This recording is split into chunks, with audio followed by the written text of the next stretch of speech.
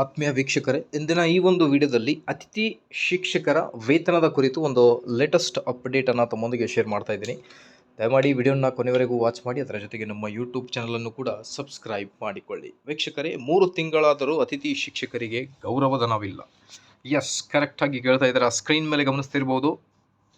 ರಾಜ್ಯ ಸರ್ಕಾರವು 3 ತಿಂಗಳಾದರೂ ಅತಿಥಿ ಶಿಕ್ಷಕರ ಗೌರವಧನವನ್ನು ಬಿಡುಗಡೆ ಮಾಡಿಲ್ಲ. ಬೇರೊಬ್ಬರ ಹತ್ತಿರ ಸಾಲ ಮಾಡಿ ಅತಿಥಿ ಶಿಕ್ಷಕರು ಜೀವನ ಸಾಗಿಸುತ್ತಿದ್ದು, ಸರ್ಕಾರ ಕೂಡಲೇ ಗೌರವಧನವನ್ನು ಬಿಡುಗಡೆ ಮಾಡಬೇಕೆಂದು ಸರ್ಕಾರಿ ಉತ್ತರ ಕನ್ನಡ ಜಿಲ್ಲಾ ಅತಿಥಿ ಶಿಕ್ಷಕರ ಸಂಘದ ಜಿಲ್ಲಾಧ್ಯಕ್ಷರು ಈ ಒಂದು ಮಾಹಿತಿಯನ್ನು ನೀಡಿದ್ದಾರೆ.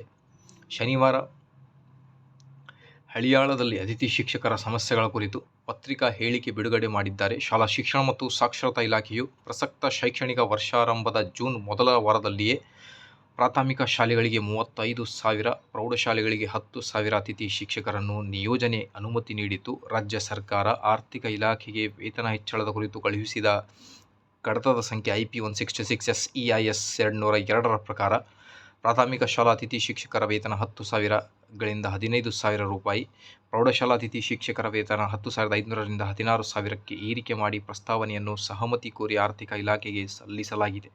ಆದರೂ 3 ತಿಂಗಳಾದರೂ ಗೌರವಧನ ಬಿಡುಗಡೆಯಾಗಿಲ್ಲ. ಇದರಿಂದಾಗಿ ಜೀವನ ನಿರ್ವಹಣೆ ಕಷ್ಟದಾಯಕವಾಗಿದೆ ಎಂದು ಪರಿಸ್ಥಿತಿ ಬಿಚ್ಚಿಟ್ಟಿದ್ದಾರೆ. ಶಿಕ್ಷಣ ಇಲಾಖೆಯು ಶಾಲೆಗಳು ಆರಂಭವಾದ ಸಮಯದಲ್ಲಿಯೇ ಪ್ರಾಥಮಿಕ ಹಾಗೂ ಪ್ರೌಢಶಾಲಾ ಶಿಕ್ಷಕರ ವರ್ಗಾವಣೆ ನಡೆಸುತ್ತಿದೆ.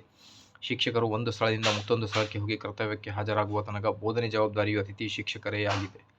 ಅದಕ್ಕೂ ಮೊದಲು ವರ್ಗಾವಣೆ, ಕೌನ್ಸಿಲಿಂಗ್ ಸೇರಿ ಪ್ರಕ್ರಿಯೆಯಲ್ಲಿ ಶಿಕ್ಷಕರು ತೊಡಗಿಸಿಕೊಂಡಾಗಲೂ ಅತಿಥಿ ಶಿಕ್ಷಕರ ಹೆಗಲಿಗೆ ಬೋಧನೆಯ ಜವಾಬ್ದಾರಿ ಬಿದ್ದಿದೆ. ಈ ಎಲ್ಲ ಸಮಸ್ಯೆಗಳನ್ನು ಅರ್ಥ ಮಾಡಿಕೊಂಡು ಮಕ್ಕಳ ಹಿತದೃಷ್ಟಿಯಿಂದ ಕಾರ್ಯನಿರ್ವಹಿಸಿದರೂ ಗೌರವಧನ ಮಾತ್ರ ದೊರೆಯುತ್ತಿಲ್ಲ. ಸರ್ಕಾರ ಆದಷ್ಟು ಬೇಗನೆ ಗೌರವಧನವನ್ನು ಬಿಡುಗಡೆ ಮಾಡಬೇಕು ಎಂದು ಮನವಿಯನ್ನು ಮಾಡಿದ್ದಾರೆ, ಆಗ್ರಹಿಸಿದ್ದಾರೆ.